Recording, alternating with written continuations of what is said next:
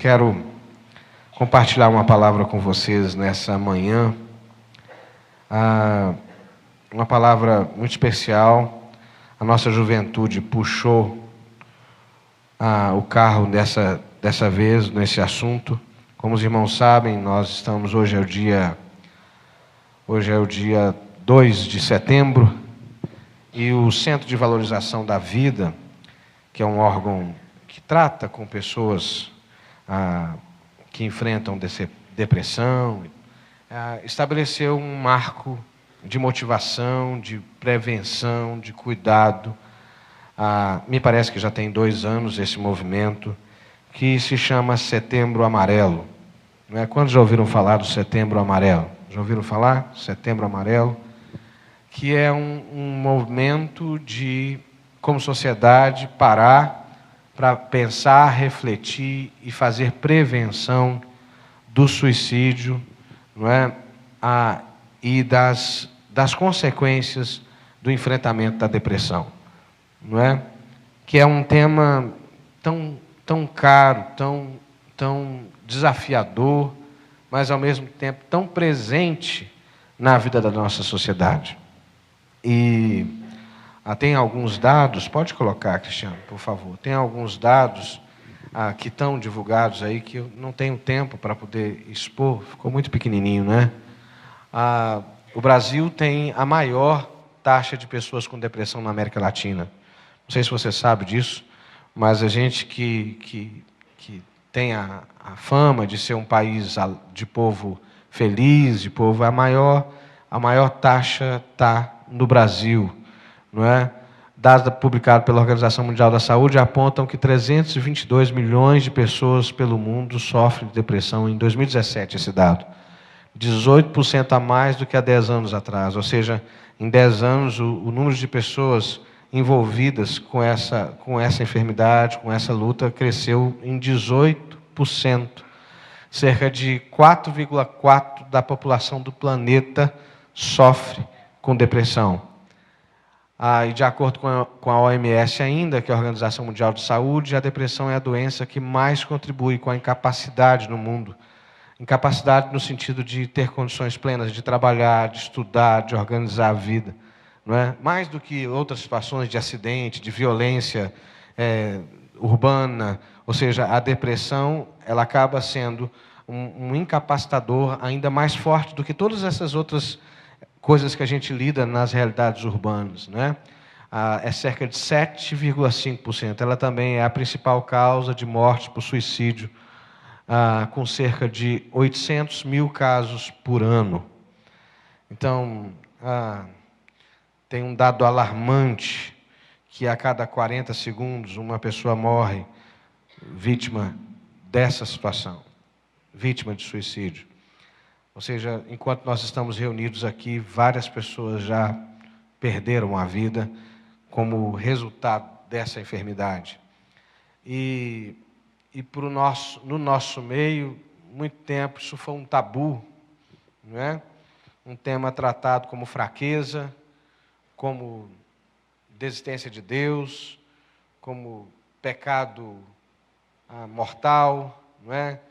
E é claro que eu não tenho tempo aqui para trabalhar os detalhes de toda essa situação, mas o fato é que esse é um mal social que está presente.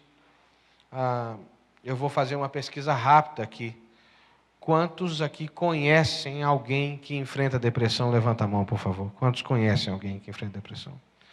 Quantos tem alguém na sua família, no seu círculo familiar, não necessariamente no seu núcleo mais imediato, mas que enfrenta depressão? Deixa eu ver aqui. Então você percebe que é um problema de todos nós. Não é? Nós, de alguma maneira, eu não vou fazer essa pergunta, não. Eu ia perguntar quantos já tiveram que acessar, mesmo que informalmente, e essa é uma loucura, que tem muita gente se automedicando. O Siri está me ouvindo aqui, irmãos, e aí já ia me dar o resultado. O negócio do telefone. Tem muita gente se automedicando, tomando Rivotril, tomando remédio para dormir, tomando antidepressivos, sem qualquer acompanhamento médico, sem qualquer... Ou seja, a gente vai vulgarizando e popularizando o tratamento da doença e da enfermidade, sem se dar conta dela. E nesse mês que a gente está trabalhando esse tema simples e extraordinário, nós queremos, o assunto não é simples, mas nós queremos tratar de atitudes simples que podem nos ajudar a preservar a vida. Atitudes simples que podem nos ajudar a ter uma outra percepção dessa realidade. E como o tempo é curto, eu quero ser breve, então vamos para Jeremias capítulo 20, eu quero ler esse texto com você. E aí eu vou ler na linguagem de hoje, eu não sei se dá tempo para você mudar aí, Cristiano, se não, eu vou fazer a leitura, você me ouve, porque vai ficar mais claro para a gente. Pazur, filho de Imer, era sacerdote e chefe dos serviços do templo. Ele me ouviu dizer, estou lendo Jeremias 20, tá? Ele me ouviu dizer essas coisas e por isso mandou que eu fosse surrado e preso. Jeremias estava denunciando os pecados de Israel e aí o sacerdote mandou prendê-lo e surrá-lo, com correntes, no portão de Benjamim, o portão de cima que dá para o templo. Ou seja, ele foi surrado e preso publicamente. Na manhã seguinte, depois que Pazur me soltou das correntes, eu disse: o Senhor Deus mudou o seu nome de Pazur para terror por todos os lados. Seja um terror para você mesmo e para todos os seus amigos, todos eles serão mortos pela espada dos inimigos deles, e você vai ver isso. Todo o povo de Judá será dominado pelo rei da Babilônia. Ele vai levar alguns para a Babilônia como prisioneiros e mandará matar outros. Deixarei que os inimigos levem embora toda a riqueza dessa cidade. Eles pegarão todas as coisas de valor e os tesouros dos reis de Judá e carregarão tudo para a Babilônia. E você, Pazur, com toda a sua família, será preso e também será levado para lá. Versículo 7. O Senhor Deus, ó Senhor Deus, e aí Jeremias começa a fazer uma oração. Tu me enganaste, eu fiquei enganado, tu é mais forte do que eu e me dominaste. Todos zombam de mim, caçoando o dia inteiro. Cada vez que eu falo, tenho de gritar e anunciar violência, destruição. Ó Senhor, eles me desprezam e zombam de mim o tempo todo, porque anuncio a tua mensagem, mas quando penso, vou esquecer o Senhor e não falarei mais em seu nome, então a tua mensagem fica presa dentro de mim e queima como um fogo no meu coração. Estou cansado de guardá-la e não posso mais aguentar. Ouço as multidões cochichando, há terror por todos os lados e dizem: acusem Jeremias, vamos denunciá-lo. Até os inimigos íntimos esperam que eu tropece. Eles dizem: talvez ele caia numa armadilha, então nós pegaremos e nos vingaremos. Mas tu, Senhor, estás comigo e és forte e poderoso. Os que me perseguem tropeçarão e nunca vencerão. Eles ficarão muito envergonhados por causa do seu fracasso. A desgraça deles não acabará e nunca será esquecida. Assim, ó Senhor Todo-Poderoso, com justiça tu nos pões à prova, pois sabes o que está na nossa mente e no nosso coração. Deixe que eu veja a tua vingança contra os meus inimigos, pois coloquei a minha causa nas tuas mãos. Versículo 14. Maldito seja o dia em que eu nasci. Esqueçam o dia que minha mãe me deu à luz. Maldito seja o homem que alegrou meu pai quando lhe deu essa notícia. É um menino, você tem um filho. Que esse homem seja como a cidade que o Senhor Deus destruiu sem dó. Que ele ouça gemidos de dor pela manhã e gritos de batalha ao meio-dia. Por que não me matou antes de eu nascer? Pois assim na barriga da minha mãe teria sido a minha sepultura. E eu nunca teria nascido. Por que eu nasci? Será que foi só para ter tristeza e dor e acabar minha vida na desgraça? Ah, meu Deus, esse tema é tão difícil. A gente precisa da graça e da ajuda do Senhor para poder refletir num tema tão desafiador. Em nome de Jesus. Amém. Eu quero mencionar algumas coisas aqui que acabam criando o ambiente onde situações, e é claro que eu não vou falar de medicina, porque eu não estou habilitado para isso. Eu quero falar do ambiente que muitas vezes corrobora, constrói o caminho para que as doenças da alma se instalem, e dentre elas a depressão. A primeira realidade que aparece no texto é quando a vida nos coloca em situações para as quais nós não estamos preparados, que a gente não previa. E a vida é cheia disso, né? Mas de alguma maneira a gente cria uma expectativa de que as coisas vão funcionar e se organizar de maneira simétrica. Ou seja, que nós vamos ter saúde a vida inteira, vamos crescer, desenvolver, criar os nossos filhos, ficar bem, envelhecer. E quando não tiver mais jeito, tivermos bem velhinhos, saudáveis e apaixonados, a gente morre e fica tudo bonito. Mas, infelizmente, a vida não é tão simétrica e tão arrumadinha assim. Como no caso de Jeremias, ele era um profeta de Deus, um homem que estava pregando a palavra de Deus, falando o que Deus mandava falar, mas ele é preso, ele é açoitado, e ele fica preso boa parte do seu ministério. Um homem íntegro, honesto, que é surrado na frente de todo mundo, e preso, amarrado num tronco, num lugar público. Então a gente vê Jeremias falando de uma dor profunda na alma, que no caso dele, foi desencadeado por uma desordem na sua vida. Às vezes, esses processos são instaurados na nossa vida por coisas parecidas, por uma perda inesperada, por um desajuste muito forte, familiar, uma separação, um divórcio, uma crise financeira, a morte, o luto, a morte de uma pessoa querida, uma traição profunda de alguém que você amava, uma humilhação pública como essa que Jeremias vive. Ou seja, situações que fogem ao nosso controle, para as quais a gente não dá conta de resolver. Situações que às vezes a gente olha e se sente impotente diante delas. Essas situações, elas têm o potencial de gerar perguntas que a gente também às vezes não busca respostas para elas, não encontra em nós respostas para elas. Um sofrimento prolongado, alguém que cuidou de uma pessoa enferma, do pai, da mãe, da esposa, do marido, durante um longo período, e de repente essa pessoa vai, e aquilo que era o seu sentido para a vida fica vazio, você não acha sentido para a vida.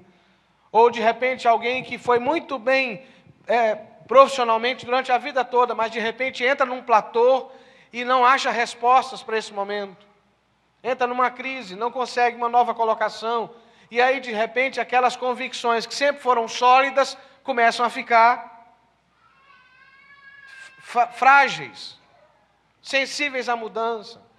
Então todas essas situações não é uma coisa assim de causa e efeito, por favor, não é uma coisa automática, que você vive isso, então você vai viver, porque cada um elabora situações assim de uma maneira diferente, mas essas situações que fogem ao nosso controle, ou seja, que a gente olha e não consegue achar em nós resposta para elas têm o potencial de ir nos desgastando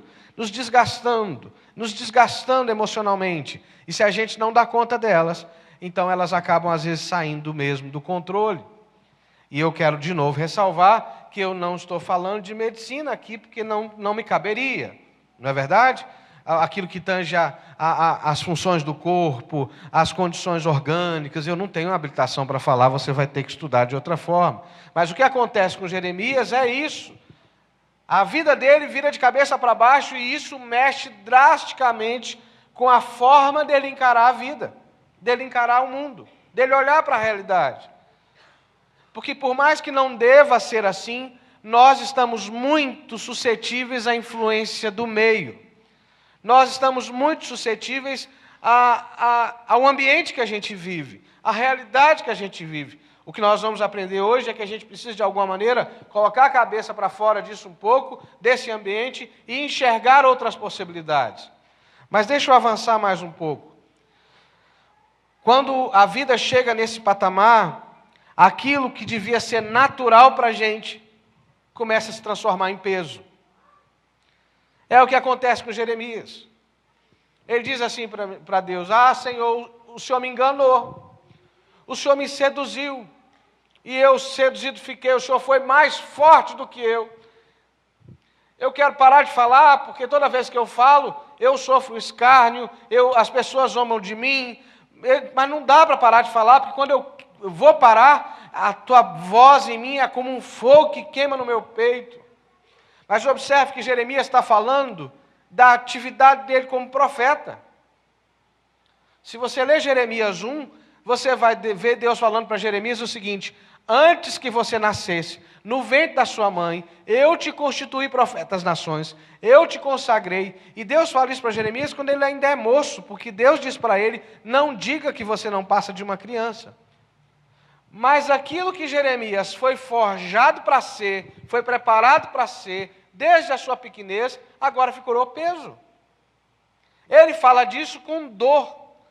Ele fala dessa experiência que devia ser natural, afinal ele foi forjado para ser profeta. Ele fala dessa atividade profética como um peso que ele precisa carregar. Você já se viu assim? Sabe aquelas coisas que você faz naturalmente, que você sempre fez naturalmente, mas de repente vira um cansaço, uma coisa que você olha para aquilo e diz assim: eu não dou conta mais disso. Não é? A gente precisa tomar cuidado quando esses sinais aparecem. Quando vira a igreja, que sempre foi uma coisa prazerosa para você, vira um peso. Quando cuidar da sua casa, que sempre foi uma coisa prazerosa para você, vira um peso. Quando dar aula, vira um peso. Quando trabalhar, vira um peso. Quando fazer coisas comuns. São sinais que a gente precisa prestar atenção e dizer assim: opa, o que está acontecendo na minha vida? Será que eu estou deixando de cuidar de mim? Será que eu estou deixando de dar o tempo necessário para descansar? Será que eu estou deixando de prestar atenção de como a minha vida está se desenvolvendo? Porque quando aquilo que é natural se torna peso, é sinal de que nós estamos cansados. E quem está cansado precisa de descanso. Quem está cansado precisa rever a agenda. Quem está cansado precisa rever prioridades. Quem está cansado precisa reordenar a vida. Porque pode ser que esteja sendo impulsionado pelas demandas.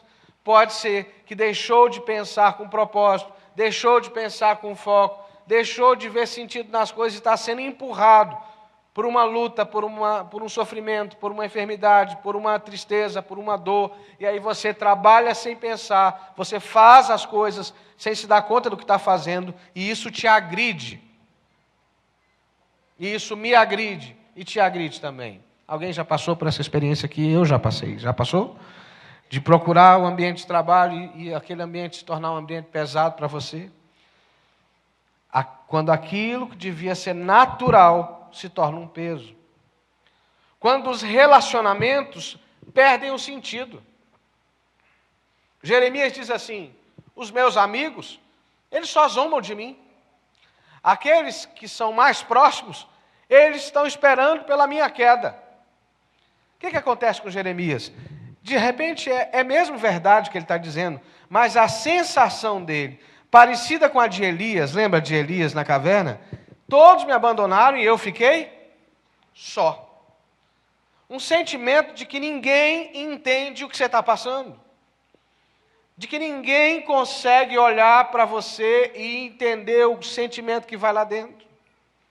Embora isso não seja necessariamente verdade, porque essa realidade do enfrentamento da dor, do cansaço, da angústia, ela é muito mais comum do que você imagina. Quando você abre a boca com alguém sério, com alguém que tem condições de te ouvir, você vai descobrir que isso é muito mais, está muito mais presente na vida de todos nós. Você não é diferente por estar vivendo isso.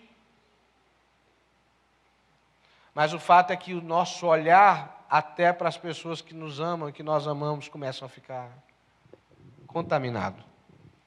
A gente começa a achar que não tem com quem contar.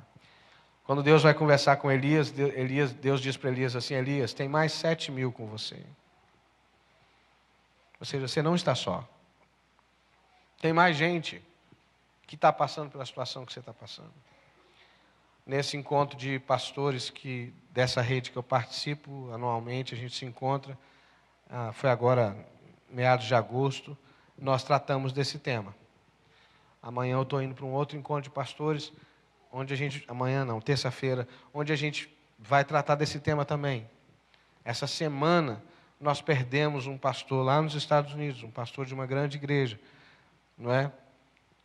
Que enfrentou uma perda grande, depois uma enfermidade por um longo período, e isso vai gerando um desgaste, e ele acabou vivendo essa experiência.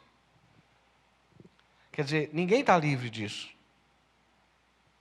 O que a gente está trabalhando aqui hoje é que eu preciso prestar atenção aos sinais e me antecipar e não achar que as coisas que estão acontecendo comigo são quem eu sou.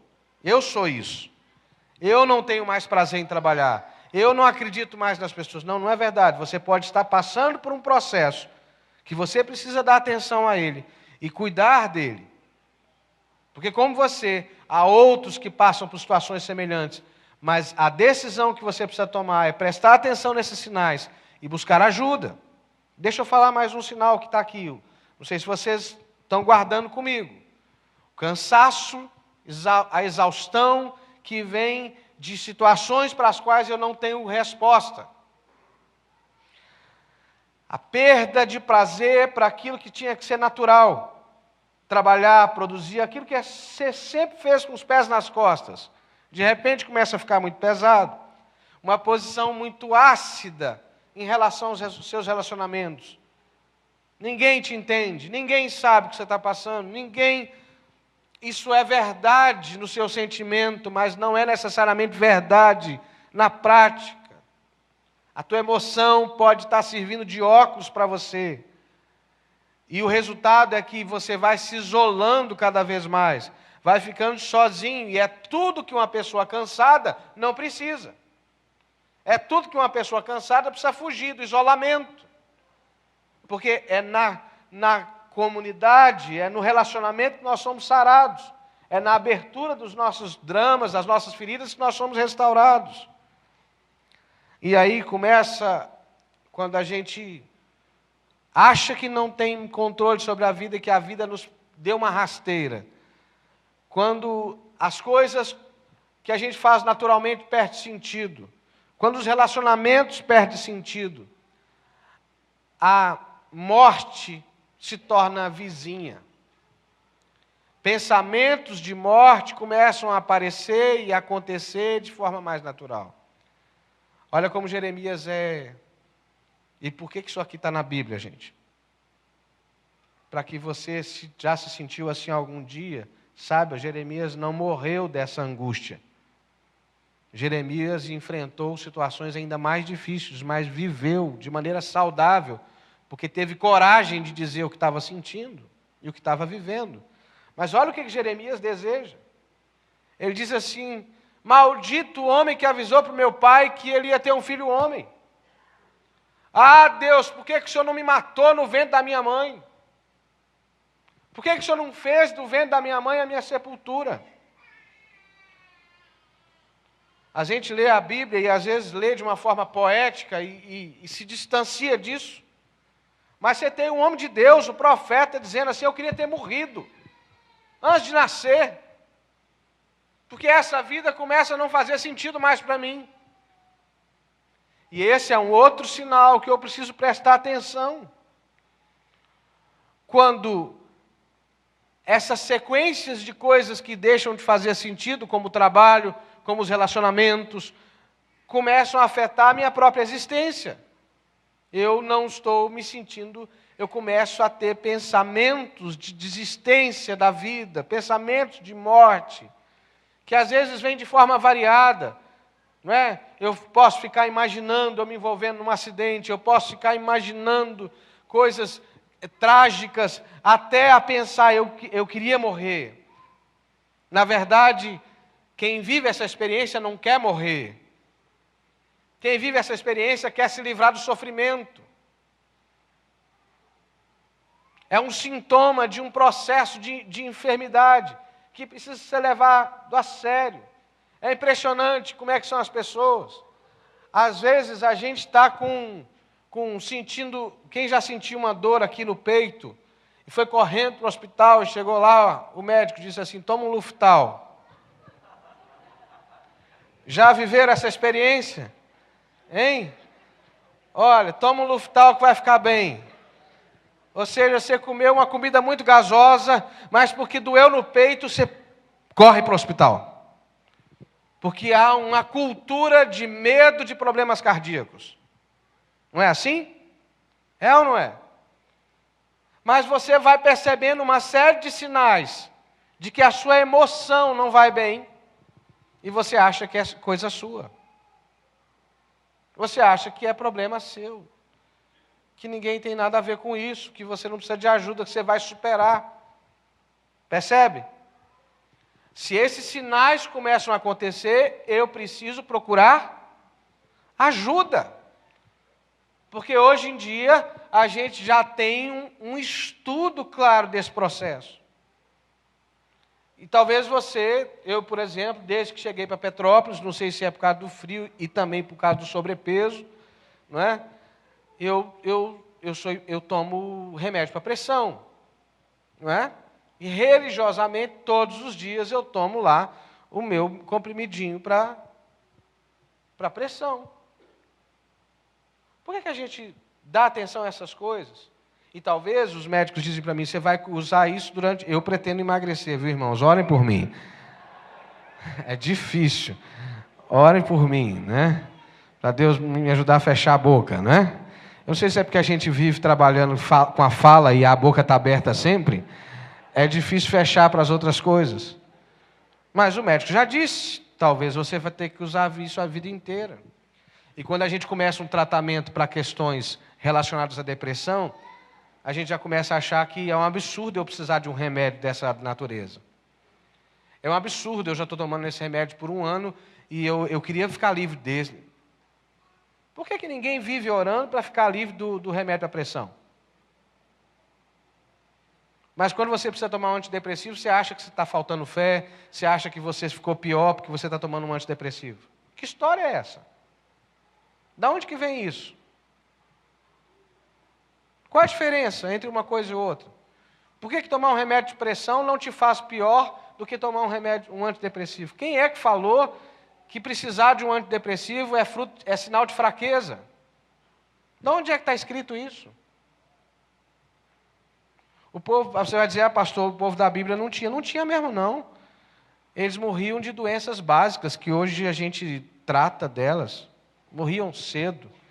Era uma mortandade infantil absurda. Eles não tinham mesmo, não. Mas nós temos, Deus nos deu. Então, se eu começo a lidar com sentimentos e uma propensão, e essa prostração, eu preciso de ajuda profissional. Preciso de ajuda espiritual? Preciso. Porque as coisas estão juntas. Mas eu preciso de ajuda profissional. E Jeremias ainda vive uma outra situação.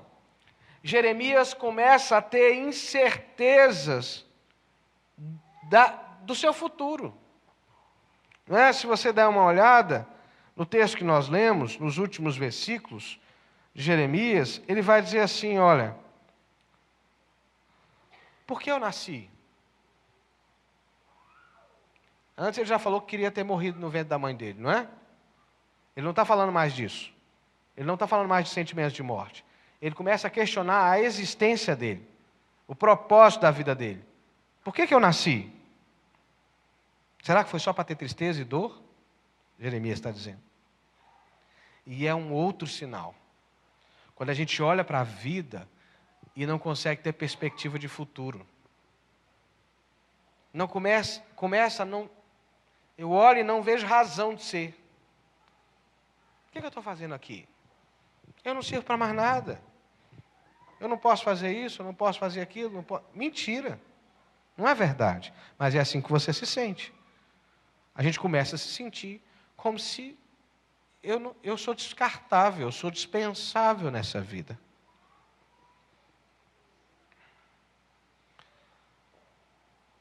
Como é que a gente faz quando a gente enfrenta sinais de adoecimento dessa natureza?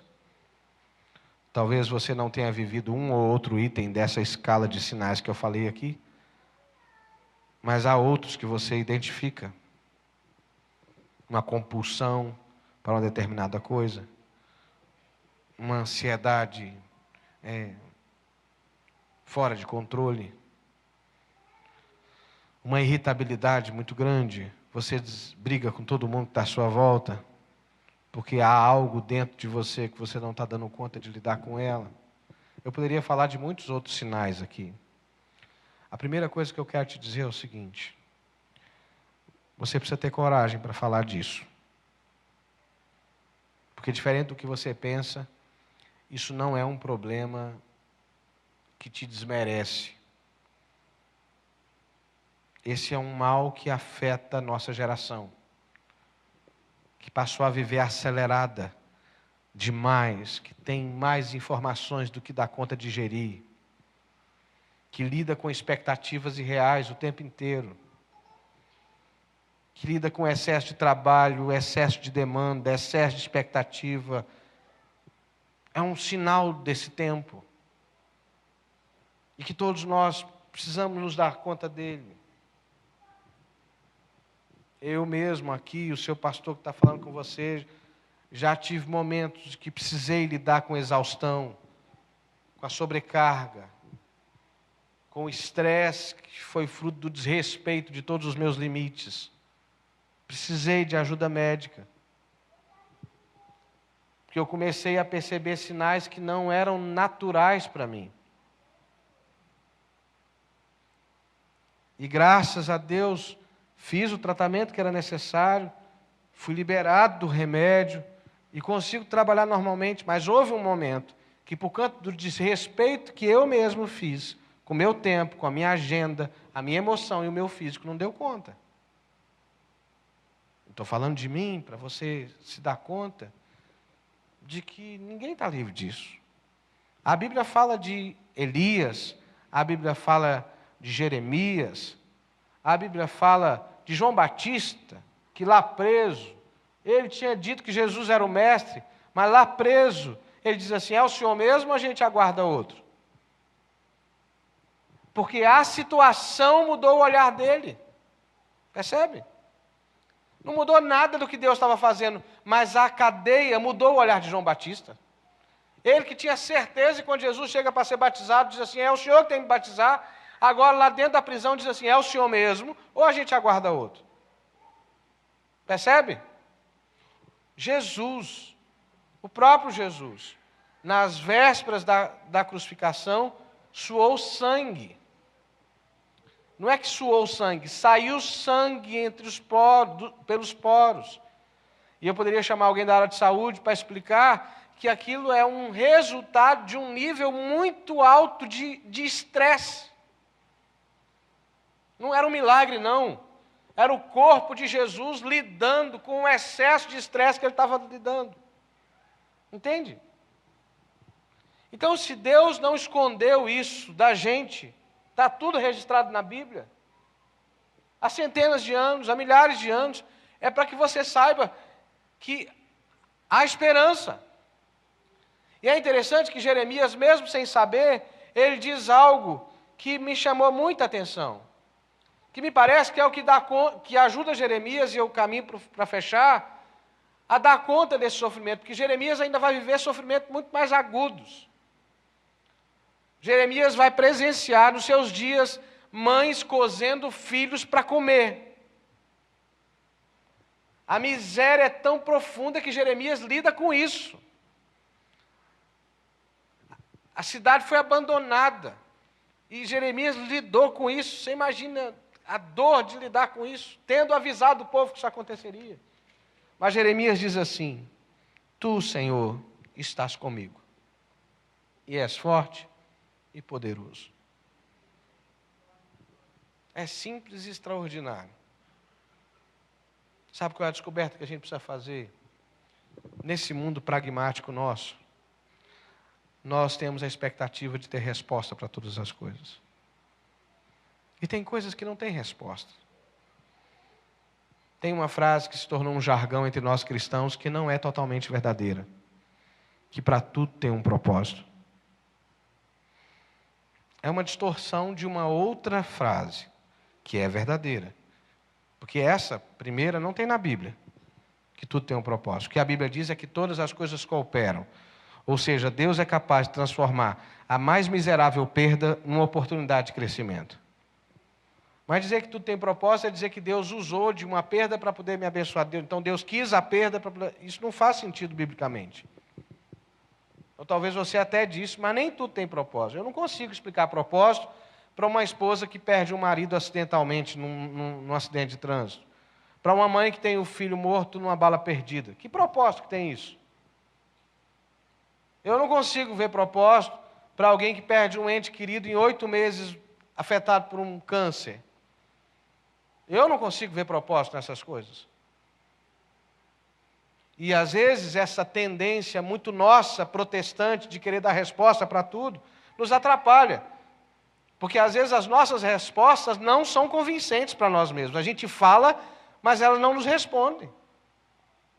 Eu acompanhei um pastor querido, amigo, que perdeu um irmão num acidente brutal, à toa. Perdeu o controle, um jovem. Ele devia ter a minha idade, com a filhinha pequenininha. Perdeu o controle, ele bombeiro, ou seja, consciente de todos os cuidados, mas naquele dia ele saiu correndo e não colocou o cinto de segurança.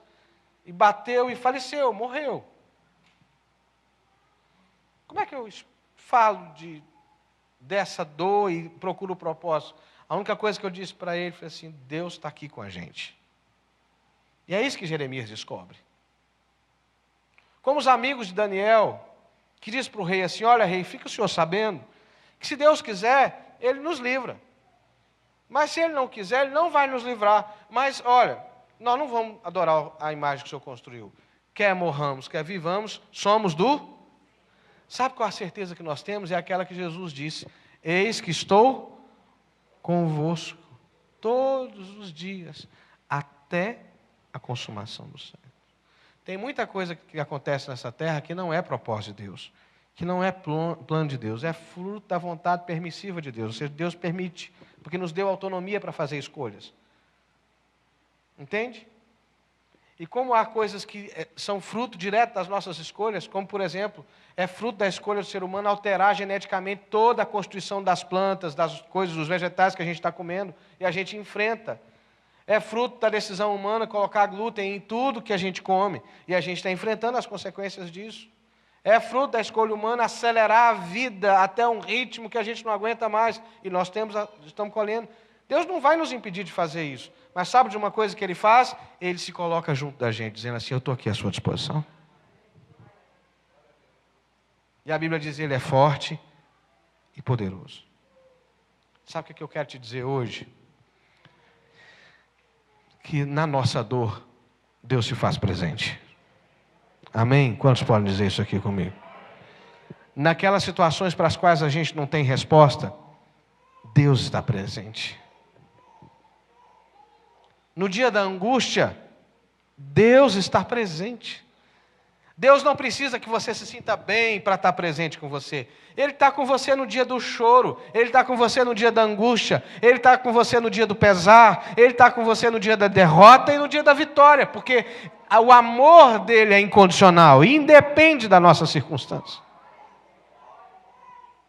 A única coisa que eu preciso fazer é primeiro, como eu disse, tirar, abrir, jogar luz sobre essa realidade que eu estou vivendo.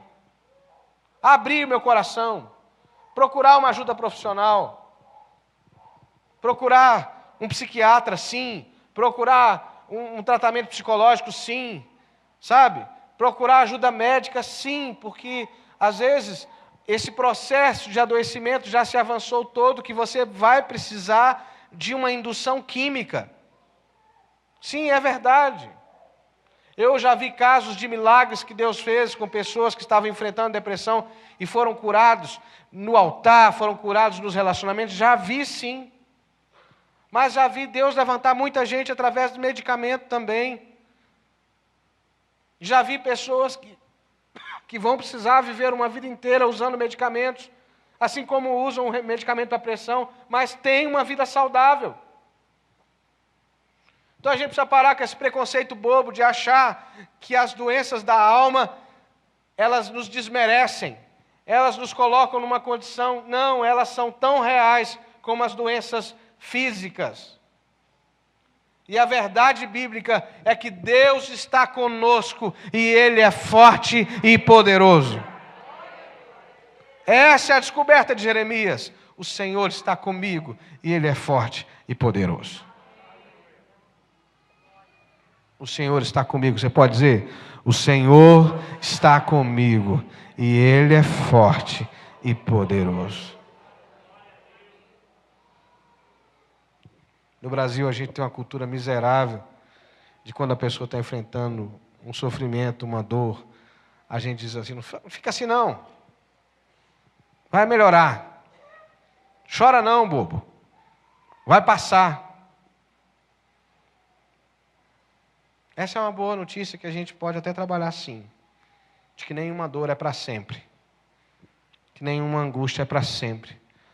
Mas as pessoas precisam mais de um abraço, de um afago, de dizer assim, eu estou contigo na tua dor. Então, já que a gente está falando do tema, ao invés da gente procurar respostas imediatas, quem sabe se você oferecer o seu colo para essa pessoa que você conhece, que está passando por essa situação. Quem sabe se você abraçar essa pessoa e dizer assim, eu não te culpo pelo que você está passando. A gente está junto com você. Quem sabe se você usar da influência que Deus te deu para ajudar essa pessoa a procurar um médico. Quem sabe se você usar da influência que Deus te deu para inserir essa pessoa num grupo de ajuda, dentro da igreja, numa célula. Contudo, em todas as circunstâncias, você deve saber que a gente não tem controle sobre a vida de ninguém. E que se alguma coisa der errado, eu não posso me culpar por nada disso. Porque assim como a gente não tem controle sobre pessoas que morrem de câncer, que morrem num acidente, a gente não tem controle sobre coisa nenhuma. O que a gente precisa, assim como a gente precisa de cinto de segurança, assim como a gente precisa tratar da saúde física, é prestar atenção nos sinais da enfermidade emocional e dar a ela o tratamento que ela precisa. E lembrar que o tempo todo o Senhor está conosco e Ele é forte e poderoso. Amém, queridos?